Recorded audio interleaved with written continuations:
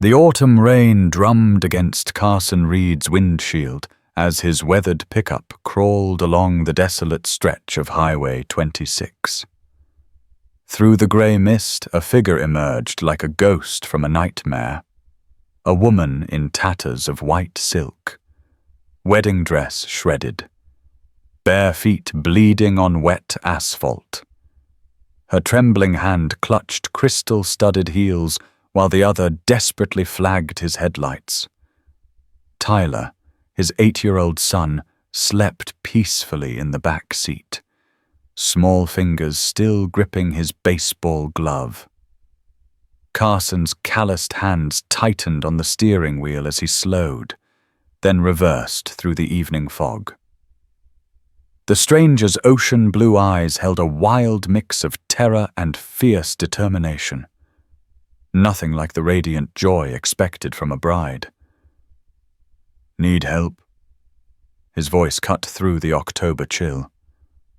She stepped closer, rain-soaked golden hair framing her pale face. "Can you take me anywhere? As long as it's far from here?" What Carson couldn't foresee was that this shattered runaway bride would lead him straight into the dangerous world of a billionaire's empire. Carson's truck door creaked as the woman climbed into the passenger seat, her wedding dress leaving wet patches on the cracked vinyl. She glanced nervously at the side mirror, scanning the empty road behind them with desperate eyes that spoke of being hunted. Tyler stirred in the back, his sleepy voice cutting through the tension like an innocent blade. "Dad, is she a princess?" The woman's laugh came out broken, more sob than sound, her shoulders shaking with suppressed emotion. "Not exactly, sweetheart," she managed, her voice catching on the endearment as if she hadn't heard such kindness in years. Carson pulled back onto the highway, windshield wipers fighting the relentless Oregon rain that seemed determined to wash away all evidence of their encounter. The heater's warm air carried the scent of expensive perfume mixed with fear-induced sweat, creating an uncomfortable intimacy in the confined space. "I'm Carson," he offered gently, his voice carrying the patience learned from years of single parenthood and loss. "This is Tyler." She hesitated, fingers twisting the massive diamond ring that caught the dashboard lights like trapped starlight.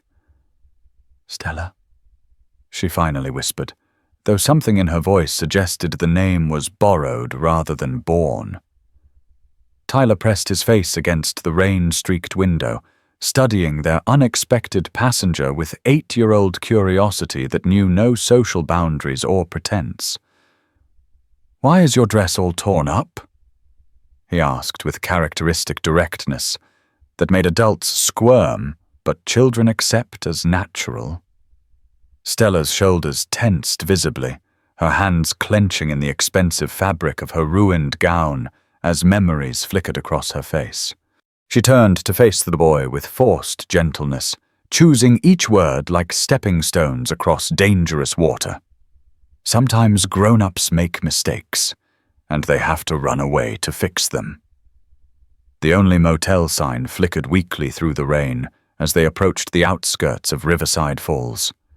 Carson gestured toward the building that had seen better decades, uncertainty clouding his weathered features. "There's a place up ahead," he began, but Stella shook her head with immediate panic. "No hotels," she said quickly, her voice rising with barely controlled fear. "They'll find me. They have people everywhere, connections you can't imagine." Her words carried the weight of experience rather than paranoia, painting a picture of surveillance and control. "You can stay with us," Tyler announced with the innocent confidence of childhood, his declaration cutting through adult complexity with startling simplicity. "We have a couch, and Dad makes really good grilled cheese, and our TV gets all the cartoon channels." His enthusiasm was infectious, bringing the first genuine smile to Stella's face since Carson had found her on the highway. The offer hung in the air like a lifeline thrown to a drowning woman. Carson felt pride swell in his chest at his son's generous heart, even as he wondered what danger they might be inviting into their quiet lives. Their trailer sat in a modest park, where American flags hung limp in the persistent rain and children's bicycles rusted on tiny porches. Carson felt a flush of embarrassment as he led Stella up the aluminum steps, acutely aware of the gap between her obvious wealth and his reality. The contrast hit him like a physical blow. Her torn wedding dress probably cost more than he made in 6 months. Inside, the space felt even smaller with 3 people instead of their usual 2. Tyler immediately began clearing comic books and action figures from the worn couch, chattering excitedly about their unexpected guest. Stella stood frozen in the doorway, staring at the modest interior like she'd stepped into an alien world where value was measured differently. Her eyes took in the mismatched furniture, the carefully mended curtains, the refrigerator covered with Tyler's artwork, and honor hole certificates. Everything in their home spoke of a life built on care rather than cash, love rather than luxury that could be bought. Carson rummaged through his dresser, pulling out his cleanest flannel shirt and sweatpants that would dwarf her small frame. "These might be too big, but they're dry," he offered, avoiding her eyes. Their fingers brushed briefly during the exchange, skin touching skin for just a moment, but the contact sent an unexpected jolt through Carson's chest. "Thank you," Stella whispered, and something in her voice suggested she wasn't just talking about the clothes, but about the shelter, the kindness. Her gratitude seemed to encompass more than the immediate moment, as if no one had shown her basic courtesy in a very long time. While Stella changed in the tiny bathroom, Carson moved through his small kitchen with practiced efficiency. The sound of sizzling butter filled the trailer as he prepared grilled cheese sandwiches. When Stella emerged from the bathroom wearing Carson's oversized clothes, she looked younger somehow, more vulnerable than the desperate woman he'd found on the highway. She'd scrubbed off what remained of her makeup, revealing a spray of freckles across her nose and dark circles under her eyes. Carson felt his protective instincts stir, the same ones that had driven him to work double shifts to keep Tyler safe. The transformation was remarkable. Gone was the polished exterior of wealth and privilege, replaced by something softer and more real. Carson's flannel shirt hung loose on her small frame, the sleeves rolled up to reveal delicate wrists. The 3 of them sat around the small table, rain pattering against the windows like fingers tapping out secrets. Tyler dominated the conversation with endless enthusiasm, asking Stella questions about her life while Carson watched her carefully craft each answer. She knew about private schools and polo matches, spoke French when she thought Tyler wasn't listening. Yet when Tyler spilled ketchup on his shirt, she reached for the napkin with maternal instinct. Carson filed away each contradiction, building a picture of a woman caught between 2 worlds. The careful way she listened to Tyler's stories, the genuine interest in his 3rd-grade adventures, the soft smile that transformed her face when relaxed. She asked follow-up questions about his friends, remembered details from earlier parts of his rambling narrative. Tyler basked in her attention like a flower turning toward sunlight, clearly starved for maternal interest that had been missing. Carson found himself relaxing despite the circumstances, drawn into the warm bubble of domestic normalcy they were creating. For the first time in years, their small table felt complete, as if they'd been waiting for this 3rd person. "Do you have kids?" Tyler asked around a mouthful of sandwich, his question innocent but loaded with implications neither adult was prepared to address. Stella's face went very still, her fingers frozen around her water glass, as if the simple question had turned her to stone. The silence stretched uncomfortably long, filled only by the sound of rain against glass and the distant hum of the refrigerator. Carson watched emotions flicker across her features. Longing, sadness, something that might have been grief for dreams never realized. When she finally spoke, her voice was barely audible, carrying the weight of dreams deferred. "No," she said finally, the word barely audible, carrying possibilities lost to a world that had other plans for her life. "I thought I might someday, but—" She trailed off, staring at something only she could see.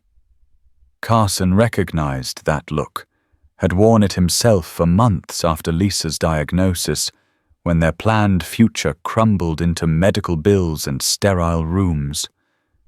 The pain in her voice was raw and immediate, suggesting recent wounds rather than old scars.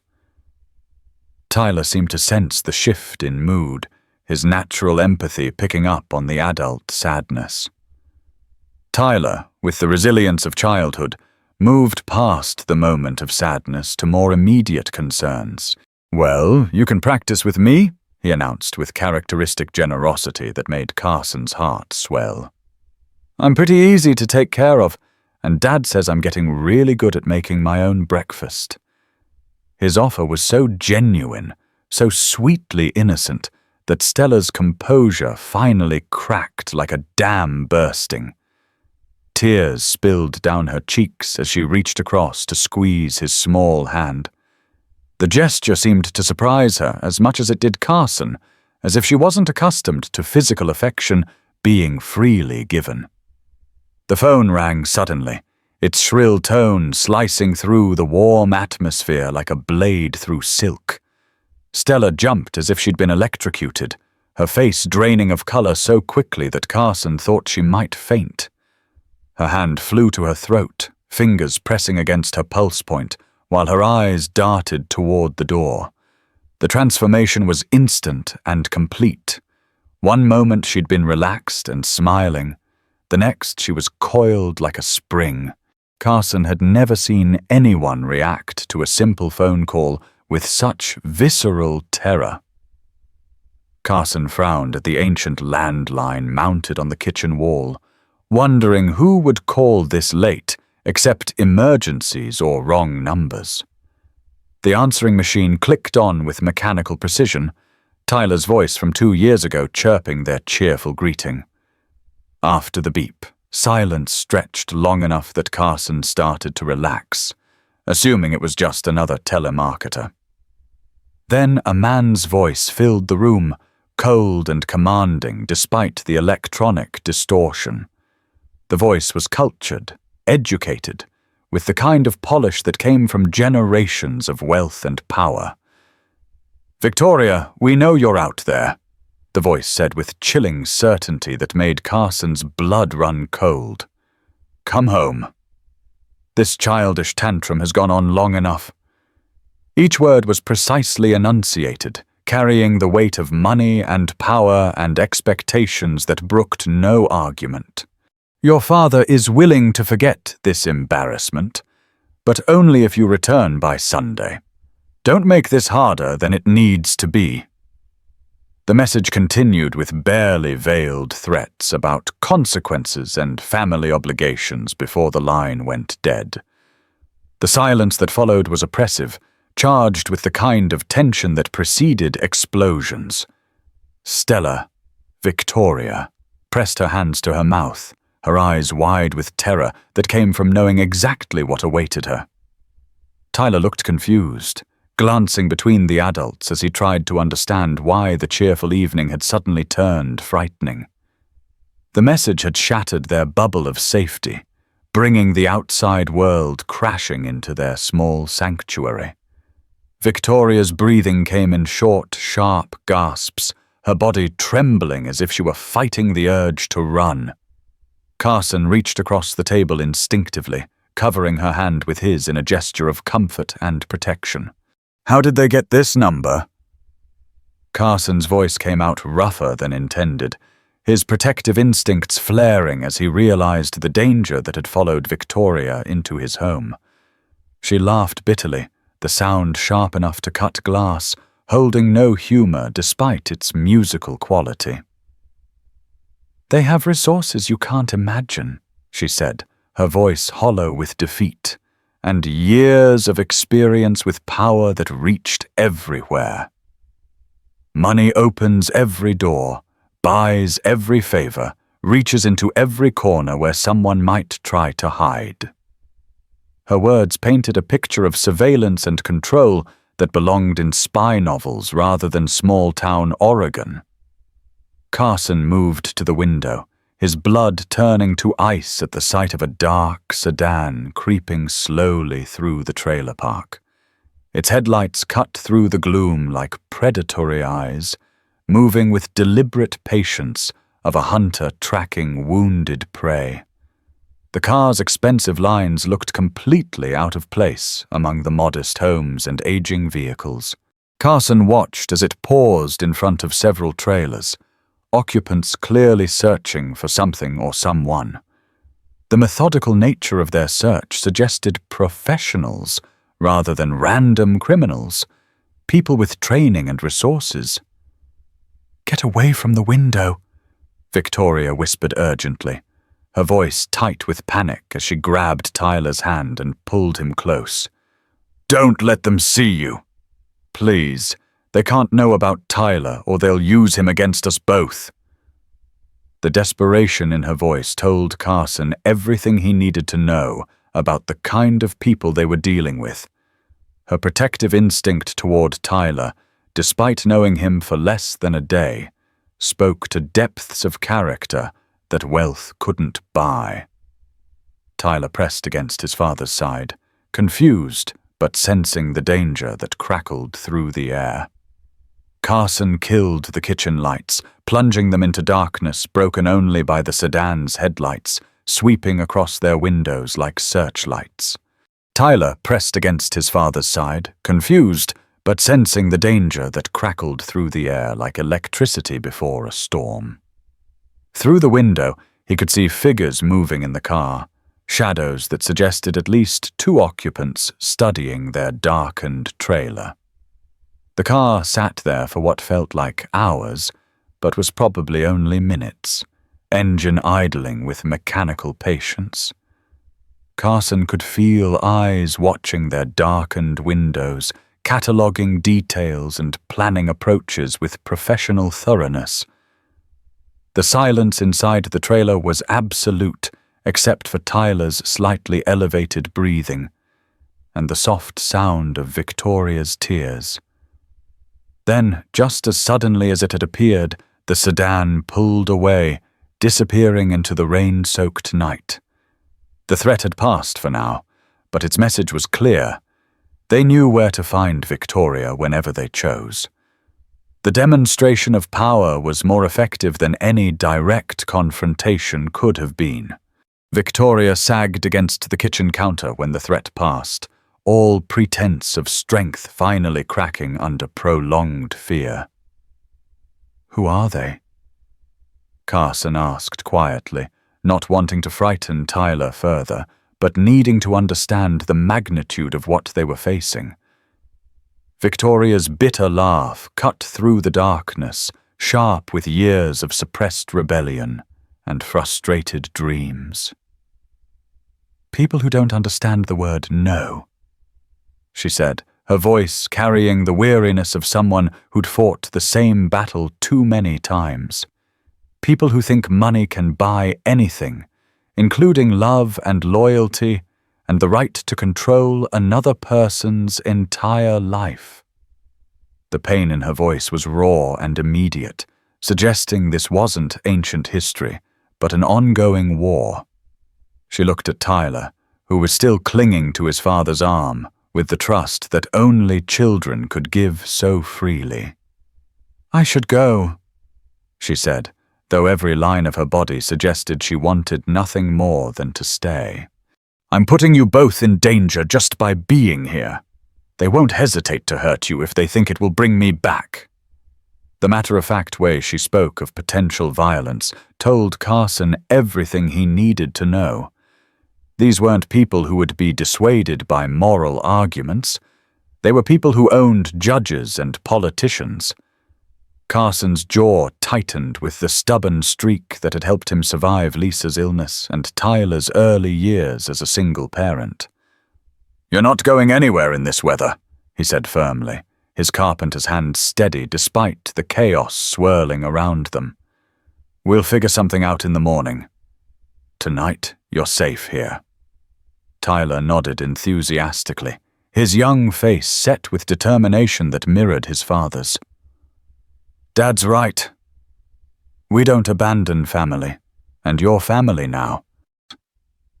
The simple declaration hit Victoria like a physical blow, her composure cracking as she realized these strangers were offering her something her blood relatives never had. The next morning dawned gray and drizzly, October in Oregon showing its true colors through windows streaked with rain. Carson woke to unexpected sounds from his kitchen, the gentle sizzle of something cooking and the rich aroma of coffee that actually smelled good. For a moment, still caught between sleep and waking, he let himself imagine this was normal.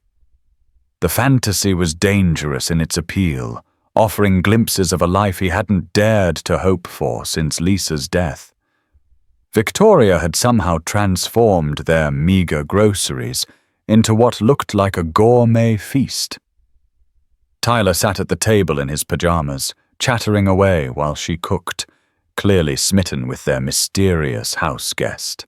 The sight of them together, Tyler animated and talkative, Victoria listening with genuine interest, created a picture of domestic harmony Carson had thought was lost forever. She moved around the kitchen with surprising grace, somehow making their modest space feel warm and welcoming. You didn't have to do this, Carson said, accepting the mug of coffee she offered. Their fingers brushed again during the exchange, that same electric jolt shooting up his arm. I wanted to, Victoria replied, her smile soft with something that might have been hope. It's been a long time since I cooked for anyone who actually appreciated it.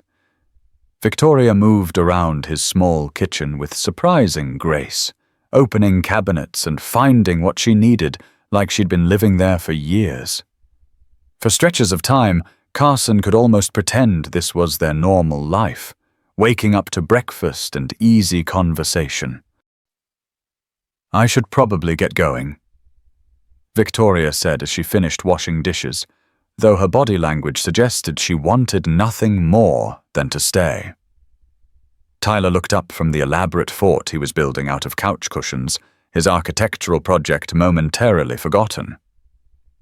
Why don't you just stay here? He asked with the logical directness that only children possessed. We have lots of room, and Dad's always saying this place is too quiet, and I've never had a mom-type person.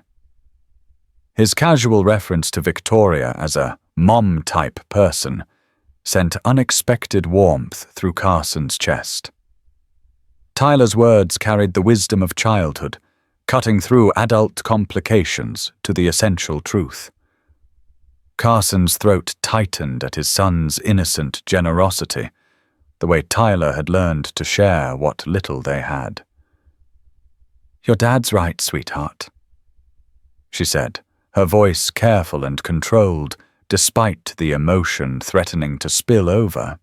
Sometimes grown-ups have complicated problems that can't be fixed with kindness alone. The words carried the weight of experience, suggesting she'd learned this lesson through painful repetition. Tyler's face fell at her response, but he rallied quickly with the resilience that never failed to amaze Carson. Victoria's explanation was honest without being frightening, acknowledging the complexity of their situation while protecting Tyler's innocence.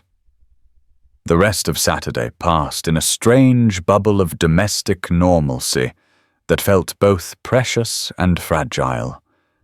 Victoria helped Tyler with his math homework, her patience infinite as she guided him through long division using techniques Carson had never learned.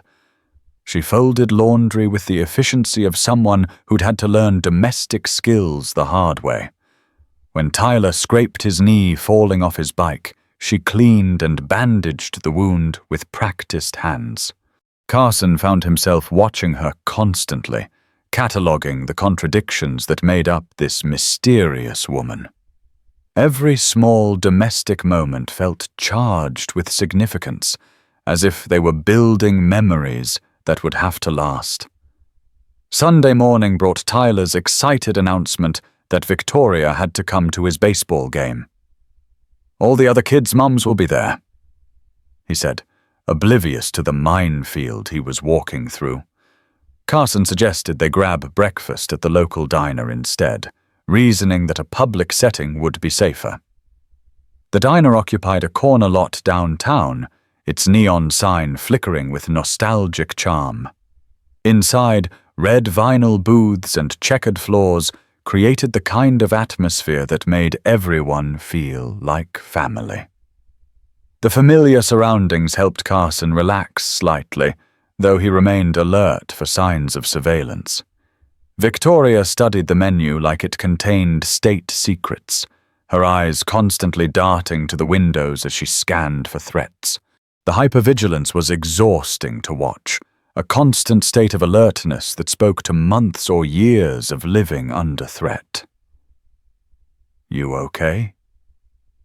Carson asked quietly, while Tyler colored enthusiastically on his kids' menu. "I keep thinking about yesterday," she admitted. "How normal it felt." "I haven't felt normal in..." Carson found himself leaning closer, drawn by the vulnerability in her voice and the way she looked at Tyler. "When was the last time you did something just because you wanted to?" he asked, the question emerging from his own experience of having choices stripped away. Victoria's laugh held no humor, carrying instead the bitter knowledge of someone who'd learned the difference between freedom and illusion.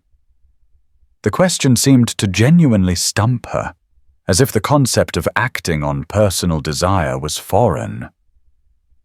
"I honestly can't remember," she said, her fingers tracing patterns on the table's surface. "Every choice has been calculated, every move planned by committee. Even this, running away, was the first spontaneous thing I've done since I was Tyler's age." Their peaceful breakfast was interrupted by the arrival of a man in an expensive suit, his presence immediately shifting the atmosphere from cozy to tense. Carson recognized the predatory confidence of someone accustomed to getting what he wanted through intimidation and unlimited resources. The man's expensive clothes and perfect grooming marked him as clearly as a uniform. His scan of the room was methodical, professional, suggesting training in surveillance and pursuit. Carson felt every muscle in his body tense as he prepared for whatever confrontation was coming. The man's eyes swept the room with professional thoroughness before landing on their booth with laser focus. Victoria went rigid beside Carson, her coffee cup clattering against the saucer as her hands began to shake. The stranger's approach was unhurried but inexorable, like watching a predator close in on wounded prey. Carson felt Tyler press closer against his side, the boy's instinctive response to adult tension serving as a reminder of what was at stake. The civilized veneer of the diner seemed fragile in the face of whatever threat this man represented. "Miss Blackwood," the stranger said, his tone respectful, but carrying undertones of iron that suggested respect was a courtesy rather than a requirement. "Your father sent me to escort you home." He slid uninvited into their booth, his expensive cologne mixing unpleasantly with the diner's homey aromas. The casual invasion of their space was clearly calculated. A demonstration of power. Carson's hands clenched into fists under the table as protective fury built in his chest. "I'm not going anywhere," Victoria said, her voice stronger than Carson had expected. The man's smile never wavered as he settled more comfortably in his seat, clearly prepared for resistance. "I'm afraid that's not really an option, Miss Blackwood," he said with the patience of someone explaining simple facts to a stubborn child. "Your father has been more than patient with this little rebellion. The Pemberton family is prepared to overlook yesterday's embarrassment, but their patience isn't infinite." The casual mention of other families reinforced Carson's understanding that Victoria's marriage was about business, not love. Carson's protective instincts flared like a torch touched to gasoline. "The lady said no," Carson stated quietly, his carpenter's hands flat on the table in a gesture that was somehow both peaceful and threatening. The stranger's gaze shifted to Carson with dismissive assessment, taking in his second-hand clothes and calloused fingers with obvious disdain. Carson met that contemptuous stare steadily, drawing strength from his conviction that some things were worth fighting for. "This doesn't concern you, Mr. Reed," the man said, and Carson felt ice form in his stomach at the casual use of his name. The implication was clear. They'd done their homework. "Though I understand you have custody of one minor child. Tyler, isn't it? 8 years old, attends Riverside Elementary, walks home alone most days." The threat was delivered with the same casual tone he might use to comment on the weather, but its meaning was unmistakable. Carson's vision narrowed to a red haze as every protective instinct he possessed screamed for action. The threat hung in the air like poison gas, impossible to ignore or misinterpret. Victoria's sharp intake of breath told Carson she understood the implication immediately. "Don't," she whispered, her voice breaking with protective instinct. The man's phone buzzed with insistent electronic noise, providing momentary reprieve from the tension that had stretched tight enough to snap. He answered with clipped efficiency, his expression darkening as he listened to whoever was on the other end. Carson strained to hear the conversation, but caught only fragments that suggested coordination with other parties. The brief interruption gave him time to process what was happening and consider his options. "Understood," he said finally, ending the call with sharp movements that suggested displeasure. "Miss Blackwood, you have until tonight to make the right choice." After the man left, silence stretched across their booth like a held breath. Tyler was the first to speak, his young voice cutting through the oppressive quiet. "I didn't like him," he announced, his nose wrinkled with distaste. He smelled funny, and his eyes were mean.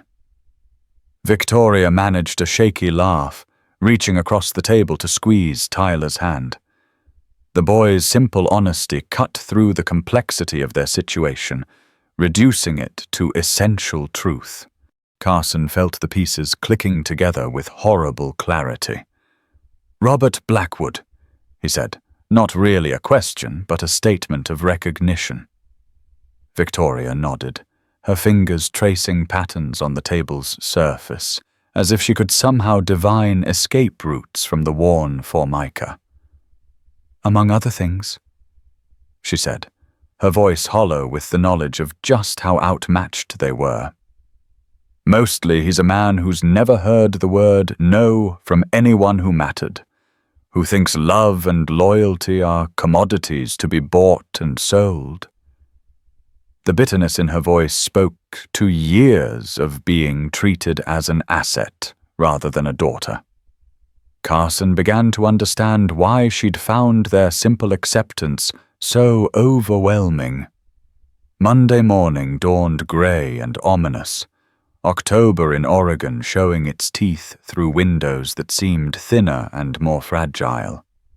Carson had barely slept, hyper-aware of every sound outside their trailer. Victoria had spent the night on the couch again, but he'd heard her moving around, too restless for real rest. The weight of Blackwood's threat pressed down on all of them, turning their modest home into a fortress under siege. Tyler seemed to sense the adults' tension, moving more quietly than usual, and watching both of them with worried eyes. The sound of multiple car doors slamming broke the morning stillness like gunshots echoing across a battlefield. Carson was at the window in seconds, his blood turning to ice at the sight of 3 black sedans arranged in a semicircle around their trailer. Men in expensive suits emerged from each vehicle, their movements coordinated like a SWAT team executing a carefully planned operation. The morning sun glinted off their sunglasses, and the unmistakable bulges of weapons concealed beneath tailored jackets. Carson had never seen such a display of overwhelming force deployed against ordinary citizens. Victoria made a sound that was half sob, half laugh, completely devoid of humor as she joined him at the window. "He said tonight," she said numbly, staring at the assembled force with the hollow expression of someone who'd finally run out of places to hide. "I should have known he was lying." Father's never been good at keeping promises that didn't serve his immediate interests. The bitter resignation in her voice broke Carson's heart, highlighting how thoroughly she'd been conditioned to expect betrayal. The trap had been sprung with ruthless efficiency, cutting off every avenue of retreat. A knock at the door, polite, professional, implacable in its certainty that compliance was inevitable. "Miss Blackwood!" a voice called, and Carson could hear the confidence of someone who held all the cards. "We're here to escort you home. Please don't make this more difficult than it needs to be." The courtesy was a facade, politeness stretched thin over steel. Carson positioned himself between Victoria and the door, his body language screaming protection, even though they both knew it was futile. These weren't street thugs or hired muscle. They were professionals with badges and legal authority. "Don't answer," Victoria whispered, though they all knew it wouldn't matter in the end. These men had resources that made locked doors meaningless, legal authority that trumped personal choice. "Miss Blackwood." The voice came again, patience wearing thin despite the continued politeness. "Your father is prepared to be reasonable, but only if you cooperate voluntarily." The emphasis on the word voluntarily carried dark implications about what would happen if cooperation wasn't forthcoming. Carson found himself thinking about Tyler's safety above all else. The door exploded inward without warning, cheap locks no match for professional determination. 3 men entered with practiced efficiency, their movements calm and controlled despite the violence of their entry. The leader, an older man with silver hair and dead eyes, surveyed the trailer's modest interior with obvious distaste. His expensive suit and perfect grooming looked obscenely out of place in their simple home. "Miss Blackwood," he said, his tone respectful but final. "It's time to go home. Your father has been more than patient with this childish rebellion." "This is my home," she said, her voice stronger than either of them had expected. "These are my people. This is where I choose to be. Carson felt something primal and protective surge through his chest as he stepped forward, putting himself fully between Victoria and the intruders. The silver-haired man's expression didn't change, but something dangerous flickered behind his eyes. "She doesn't want to go with you," Carson said evenly, his carpenter's hand steady despite the adrenaline flooding his system. "In this country, that should be enough." "Mr. Reed, isn't it?" the man said, and Carson felt ice form in his stomach at the casual use of his name. "You work construction, make about $42,000 a year, have custody of one minor child." The casual recitation of personal information hit Carson like a physical blow, driving home just how thoroughly they'd been investigated. The demonstration of knowledge was designed to intimidate, to show Carson exactly how vulnerable he and Tyler were. "Your son Tyler attends Riverside Elementary," the man continued with practiced patience. "Walks home alone most days, plays baseball on weekends, has no other living relatives." The sound of a school bus rumbling down the street made everyone freeze like actors in a tableau. Tyler was coming home for lunch, a special treat Carson had promised him for good behavior at school. Victoria made a sound like a wounded animal, her hand flying to her mouth in horror. "He can't see this," she whispered frantically, panic making her voice rise to near hysteria. "Please, he's just a child. He doesn't understand any of this." The silver-haired man checked his expensive watch with casual indifference. "Then I suggest you make your decision quickly, Miss Blackwood." Carson's world narrowed to a single, terrible choice that would haunt him for the rest of his life. The sound of small feet running up the trailer steps made the decision for him. "Go," he whispered to Victoria, his voice rough with defeat. "Go with them." "I'm sorry." Victoria's eyes filled with tears as she looked at him one last time. "Thank you," she whispered, "for everything. For giving me a taste of what normal feels like." Then Tyler's voice rang out. "Dad, I'm home. Is Victoria still here?" "Tyler," Victoria said softly, kneeling to his level with visible effort. "I have to go away now. Remember what we talked about. Sometimes grown-ups have to make hard choices." Tyler's face crumpled with understanding beyond his years, the realization that their brief time as a family was ending. "But you just got here," he protested, his voice breaking. "You're supposed to stay with us." Victoria hugged him fiercely, breathing in the scent of childhood innocence. "I wish I could, sweetheart. But sometimes wishing isn't enough." As the black sedans pulled away with Victoria inside, Carson held Tyler while his son cried with broken-hearted intensity. Through the window, Carson watched Victoria's pale face in the rear passenger seat, her hand pressed against the glass. The trailer felt enormous and empty without her presence, their modest life suddenly hollow in ways Carson hadn't expected. Tyler's sobs gradually quieted to hiccups, but his questions came in an endless stream. 3 days passed in a haze of forced normalcy that felt like walking through quicksand.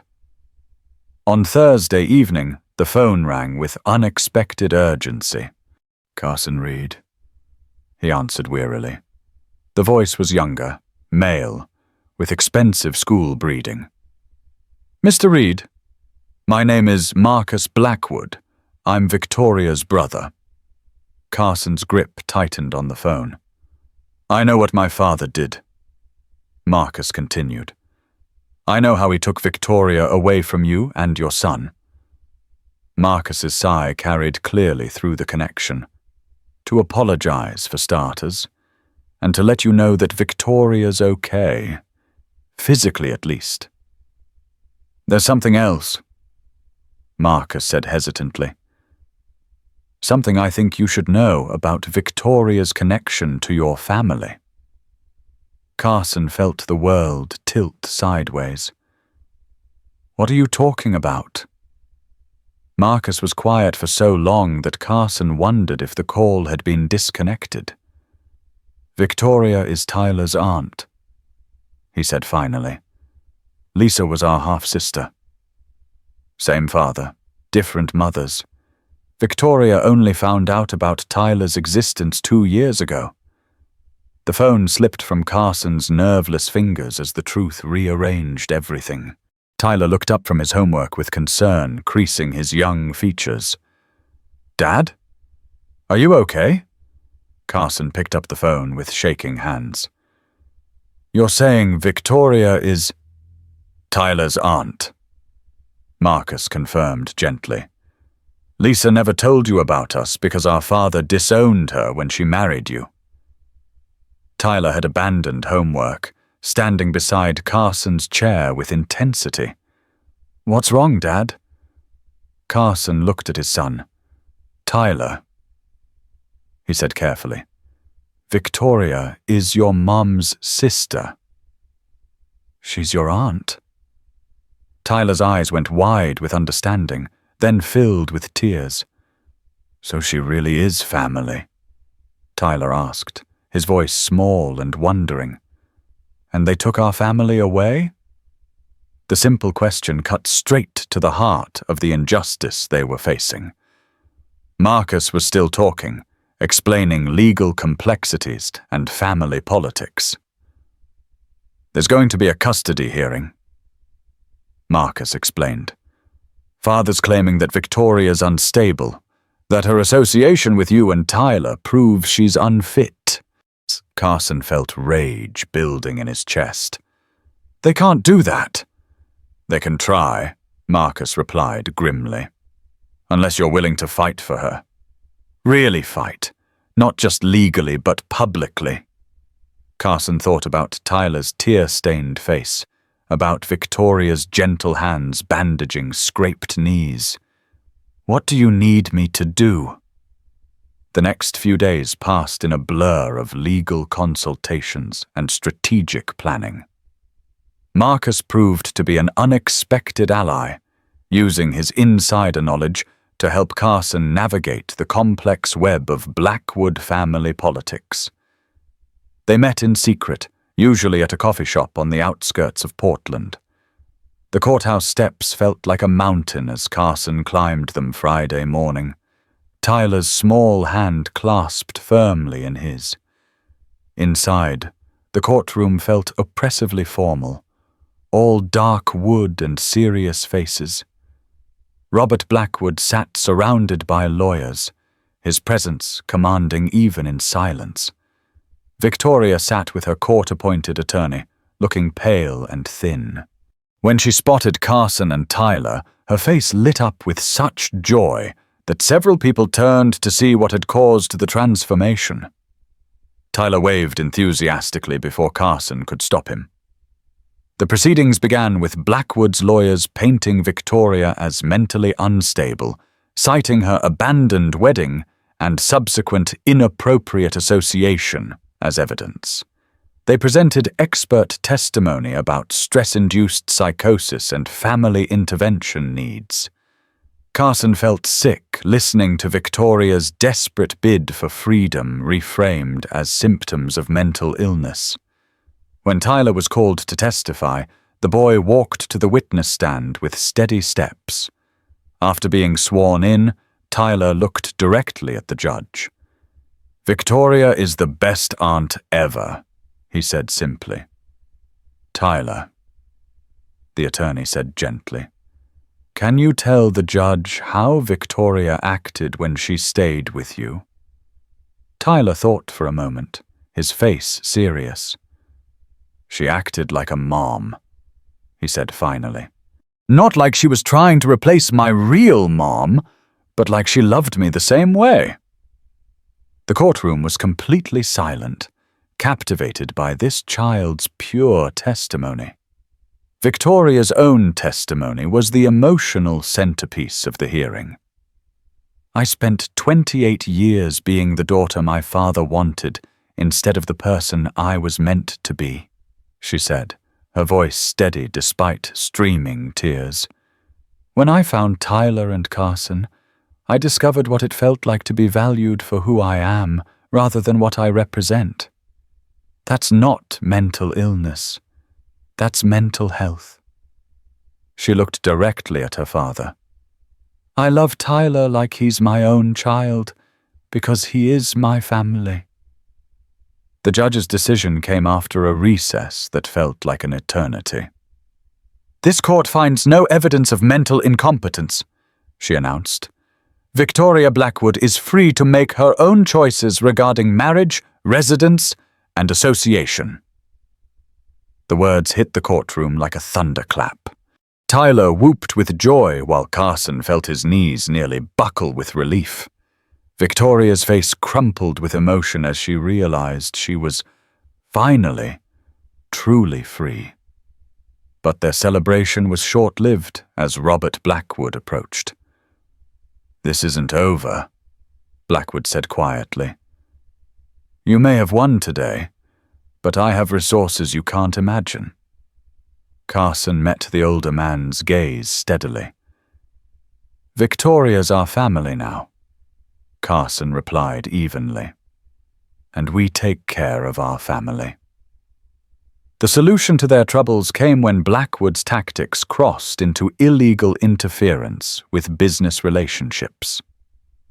The meeting in the lawyer's conference room was tense, but ultimately successful. The agreement they signed was simple in its terms, but revolutionary in its implications.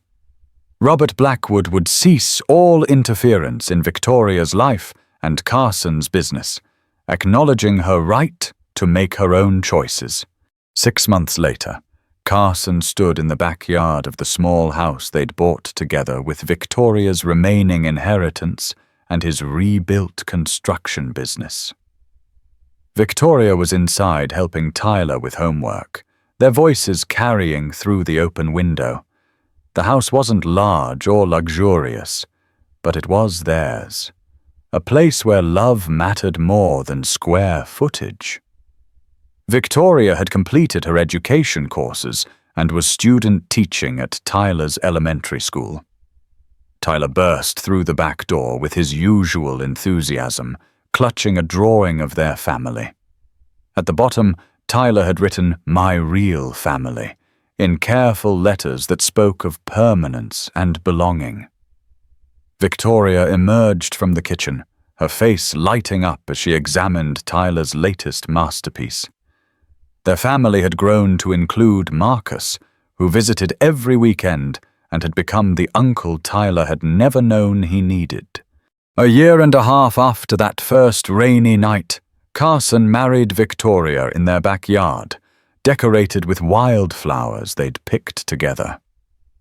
Tyler served as both ring-bearer and best man. Tyler's whoop of joy when they were pronounced husband and wife perfectly captured their unconventional family's spirit. "Now it's official," Tyler announced to their gathered friends. "Victoria's really my mom, and Dad's really her husband, and we're really a family forever." The simplicity of his joy reduced everything to what mattered most. They belonged to each other now. That evening, as their guests departed and Tyler finally surrendered to sleep, Carson looked at his family and felt deep satisfaction. They'd started with nothing but hope and a willingness to help a stranger in need. Now they had everything that mattered. Each other, a home filled with laughter and acceptance, and the security that came from being truly known and loved. The runaway bride in the torn wedding dress had become Victoria Reed, elementary school teacher, and Tyler's mom and Carson's wife. But more than that, she'd become herself, the person she was always meant to be. And in becoming herself, she'd helped them all become the family they were meant to be from the very beginning.